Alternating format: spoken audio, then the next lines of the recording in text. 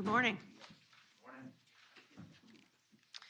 Good morning. Good morning. Thank you, Mr. President, for inviting me to join today, and thank you for convening us all today.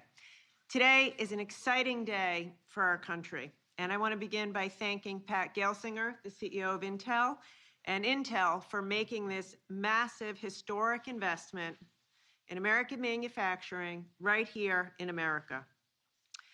Now, from day one, President Biden has recognized and been clear that if we want to compete globally, we have to invest domestically. And he's prioritized the revitalization of our manufacturing economy and given those of us on his team a crystal clear mission to get those jobs back from overseas to America. And thanks to the President's leadership, our economy added almost 6.5 million jobs last year, the most in any year in U.S. history, and our unemployment rate dropped nearly 70%. Make no mistake about it, by any measure, the United States economy is strong. But the fact is, car prices are currently driving a third of inflation. Why? Because we don't have enough chips. Last year, automakers made nearly 8 million fewer cars than they could have because of the semiconductor chip shortage. Electric vehicles, for which the President has set an ambitious goal, 50% of new car sales by the end of the decade, require 2,000 chips. Each EV requires 2,000 chips, more than twice as many as a traditional vehicle. So that's why today's announcement from Intel is so exciting. Semiconductors produced right here in America will allow us to shore up our supply chains, bring down cost, keep manufacturing facilities up and running, and create American jobs.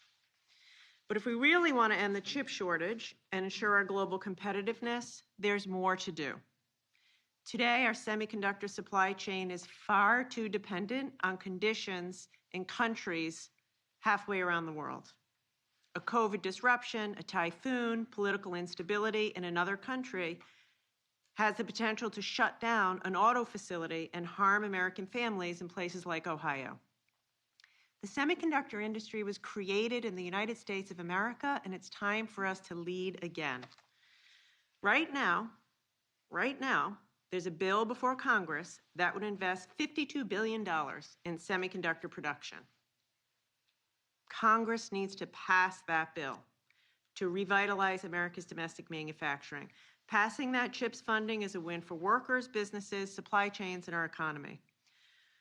So again, Mr. President, thank you for your leadership, and thank you to Intel for choosing America. It's now my great pleasure to introduce Pat Gelsinger, the CEO of Intel. He's a global leader in the semiconductor industry, has been a leader in the industry for decades, and the announcement he'll be making today will create nearly 12,000 jobs in total. And it's a perfect example of what we can do if we invest in America's manufacturing industry again. So with that, I will turn it over to Pat.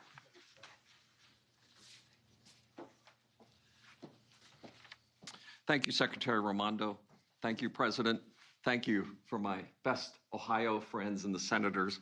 And we look forward to being welcomed into Ohio. I am thrilled to be at the White House today.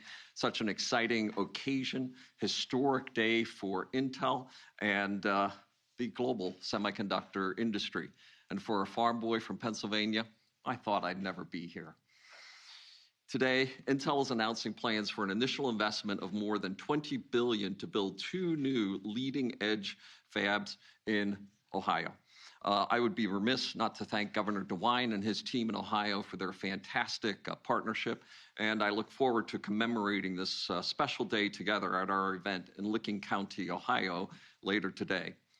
This will be our first new manufacturing site in 40 years, and spanning nearly 1,000 acres will be a mega fab location that can accommodate a total of 8 chip factories, or fabs as we call them. What we're announcing today is the first 2, but we hope to build out that full campus. This initial investment is $20 billion, the single largest private sector investment in Ohio history, and we plan to continue to grow this presence. At full build-out, this site could grow to as much as $100 billion of total investment over the decade. This impact of a mega site like this is simply profound. A semiconductor factory is not like other factories. It's more like a small city supporting a vibrant community of services, suppliers, and ancillary businesses. You can think about this as a magnet for the entire tech industry. And all of this is creating new jobs. And we plan to invest an additional $100 million over the next decade to help develop and attract a pipeline of skilled talent and bolster research programs throughout the region. Intel's investments will help meet the unprecedented demand for advanced semiconductors, or chips as they are called. As every consumer in America now knows, we've seen disruptions in our supply chain globally. Many products are in back order, and Christmas trees were not nearly as full this year simply because the industry does not have enough chips. Our lives depend on them. And ponder for a moment, what portion of your life is not becoming more digital? Our dependence, the criticality of semiconductors, the brains that are powering critical industries, education, business, medicine, work from home, learn from home, care from home, infrastructure, national security, all of these depend on chips. But as Secretary Raimondo said, most semiconductors today are sourced overseas. As a country, we cannot rely solely on imports for such essential technology. And the only way to address this economic and security risk is to increase our domestic semiconductor manufacturing capacity. That's why last year I announced a historic investment to expand our operations in Arizona and Mexico. And as the company who put silicon into Silicon Valley, and the company that is now the catalyst for the Silicon Heartland, Intel is committed to restoring end-to-end leadership, innovation, and manufacturing here in the U.S. We are doing our part, but we can't do it alone. The federal government has shown strong bipartisan support for growing this strategic industry. And I'd like to thank President Biden, Secretary Raimondo, and everybody involved in this supporting the semiconductor industry. And I would also like to thank Senator Schumer, Cornyn, and Representatives Matsui and McCall for sponsoring the Chips for America Act. But as Secretary Raimondo said, now Congress needs to finish the job. Our announcement today is motivated by the CHIPS Act. We're putting our chips on the table, as I like to say. We are getting started, but this project will be bigger and faster with the CHIPS Act. The CHIPS Act will help address the long-term impacts of the semiconductor shortage, global supply chain challenges, and associated rising costs faced by American families today. It will also ensure America maintains its leadership role in semiconductor manufacturing and R&D.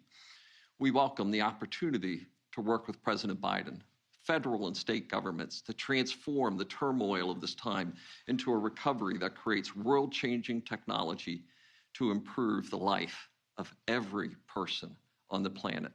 I thank you, and it's now my honor, my pleasure, and something a farm kid from Pennsylvania would have never imagined, that I get to introduce the President of the United States. Mr. President. Thank you.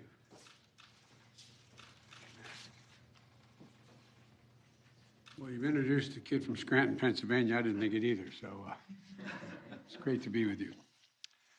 Pat, thanks for the introduction, and this is a truly historic investment in America and American workers.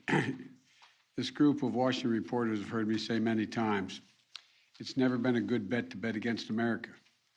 We have the most qualified folks in the world here in the United States of America.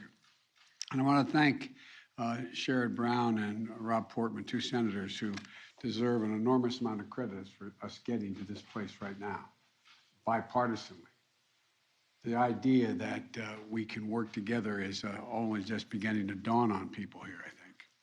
And I want to thank Commerce Secretary Gina Raimondo, who from day one has been helping lead our efforts to strengthen American manufacturing in America and American innovation.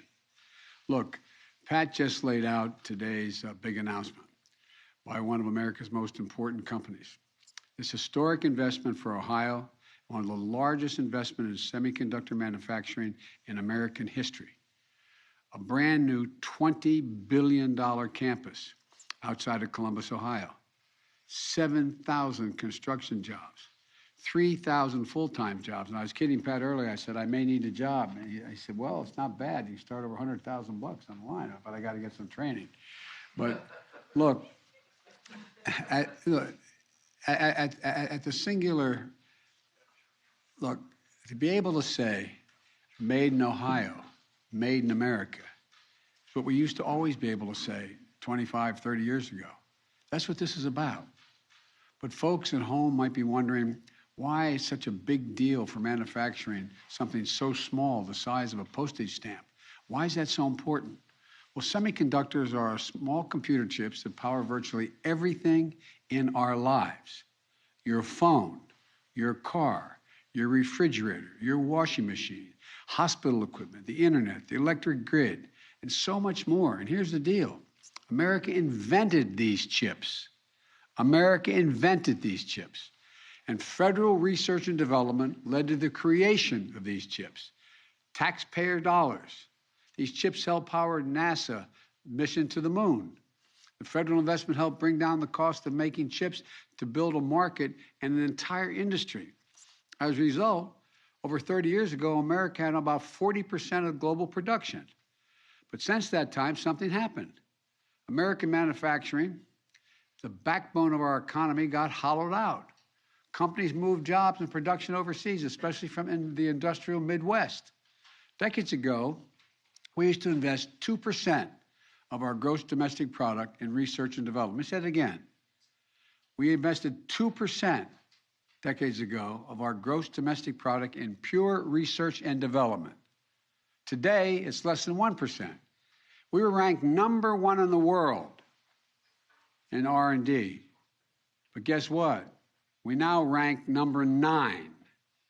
China was #8 in the world 3 decades ago. Now they're #2. And other countries are closing in fast. As a result, today, we barely produce 10% of the computer chips despite being the leader in chip design and research. And we don't have the ability to make the most advanced chips right now. But today, 75% of the production takes place in East Asia. 90% of the most advanced chips are made in Taiwan. China is doing everything it can to take over the global market so they can try to outcompete the rest of us and have a lot of applications, including military applications. Folks, look, during this pandemic, your pocketbook felt the consequences. Inflation, higher prices. Whenever a factory shuts down in one part of the world, the production and shipments of goods to shops and homes and business all over the world gets disrupted. COVID-19 has compounded that problem many times over, especially with these computer chips. As a result, everything from cars to dishwashers are delayed getting to showrooms and customers, just as demand for them is up because the economy is growing. And because supply is low, we find ourselves in a position that we're really behind the curve. Prices are going up. In fact, 1/3 of the recent price increases that have been seen nationally are due to car prices, as was mentioned earlier. You know, I'm going to turn to the boss here. What percentage of chips are needed to build the cars today, and what's going to happen in the next 5 to 10 years? 4% today, 20% by 2030. 20% by 2030 is going to be required to. That's what the car is made of. 20% of it is going to be these computer chips. Historic as today's announcement is, this is just the beginning. And this is an important part of today's message. Right now, there's a bill in front of the United States Congress, because the 2 men behind me are pushing it, U.S. Innovation and Competition Act, which includes several of the ideas I proposed last year that would accelerate the progress in a big way. The bill calls for authorizing nearly $90 billion for research and development, manufacturing, and supply chain. Look, including empowering the National Science Foundation to bring together local communities, universities, community colleges, private companies, and more partnerships like this. And by the way, speaking of community colleges, you all know this, the Washington Press Corps does at least. My wife is a community college professor. She said it's the best kept secret in America.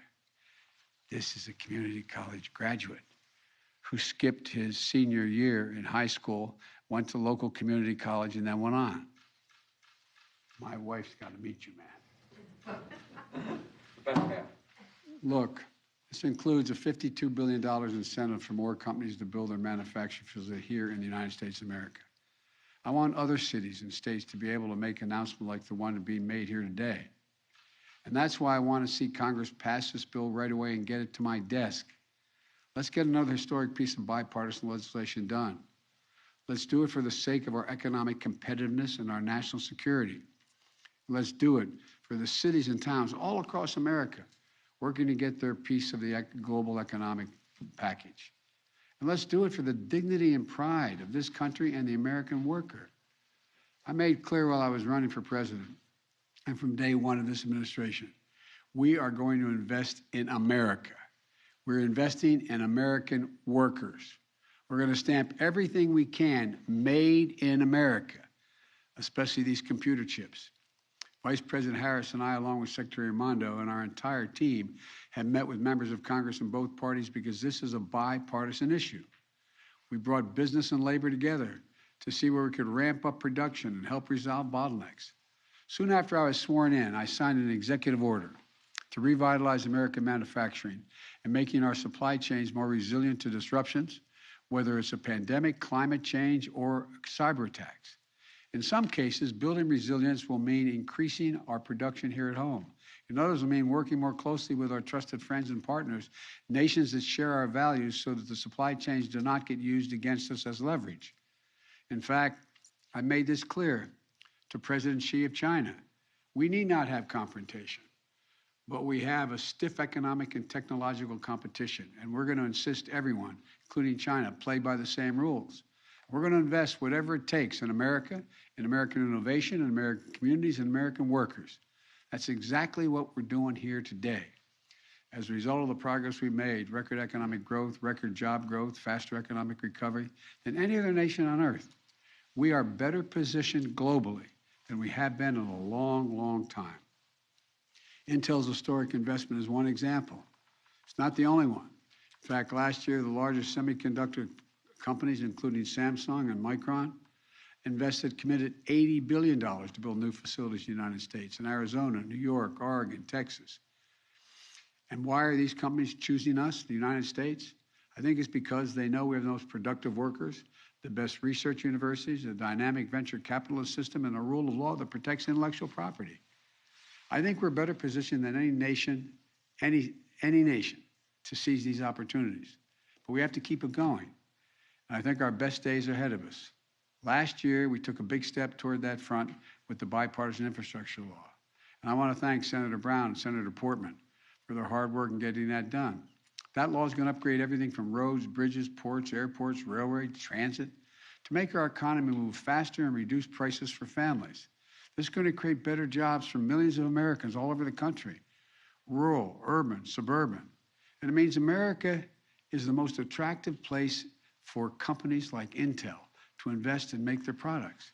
Because of the law, this year, for the first time in 2 decades, our infrastructure investment will grow faster than China's, for the first time in decades. This is a game changer. Now we have to build on that progress, and that's what this today is about. It includes Congress acting on our competition bill, which I mentioned earlier, and my administration is going to keep using all the tools we have to reshore our supply chains, strengthen our economic resilience, and make more in America. Because at the end of the day, this is about national security, economic security, and it's about jobs. Good paying, decent jobs you can raise a family on. Jobs now, jobs for the future. Jobs in every part of the country, jobs that bring the industrial Midwest back. It shows the world that we're always going to fight for American workers. In fact, these facilities are a symbol of what America is all about. PhD engineers, scientists, alongside community college graduates, as my wife says, they're the best kept secret in America. Pat went on beyond that. But people of different ages, races, backgrounds, working side by side. They're all working together to do the same thing. The most sophisticated manufacturing we have ever seen. Tiny computer chip the size of a stamp. They're showing what I've always believed. There is nothing beyond our capacity as a nation if we do it together as the United States of America. And I want to thank Pat again and Intel I can't wait to see this this next visit that you're about to have in Ohio today. And I want to make one last comment. You know, folks, and I asked Pat this, but I've asked many other corporate leaders around this nation. When the United States of America, when the government makes a decision to invest considerable amounts of resources in a new industry or in an area that we need to build up, that encourages business to say, they're doing it. This is going to happen. I'll get in too. I asked Pat whether that was part of the judgment. Am I misleading? Am I misstating it all? And it is, but I just want everybody to understand.